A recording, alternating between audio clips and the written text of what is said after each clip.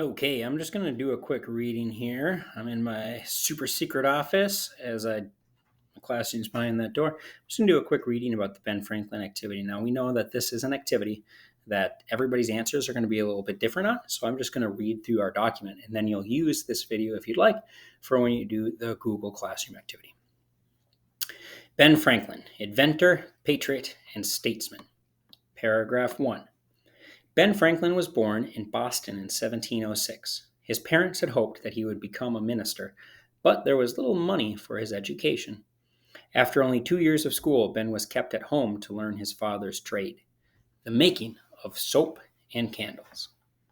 Paragraph 2.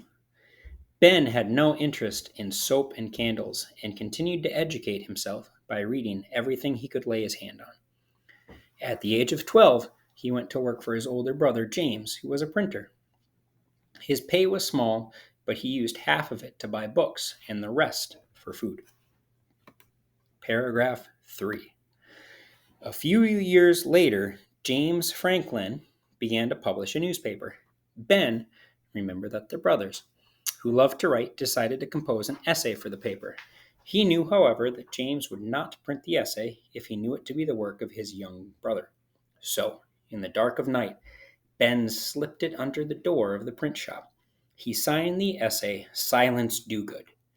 This and several more of Ben's essays were printed in the paper and received many compliments. Paragraph 4. All of his life, Ben Franklin was interested in the world around him. He asked himself such questions as, what is lightning? At that time, no one knew the answer. Ben decided to find out. In 1752, he conducted his famous experiment with a kite. He flew the kite during a thunderstorm. When sparks jumped from a metal key attached to the kite string, Ben had proved that lightning was really electricity. Also, he might have easily lost his life. Paragraph 5. This experiment led to Franklin's invention of the lightning rod.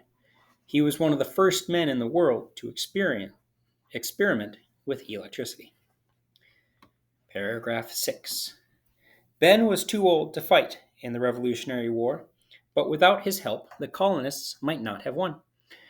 It was Ben Franklin and two other Americans who persuaded France to support the colonies.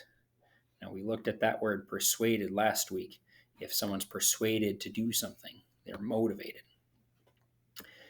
Paragraph 7.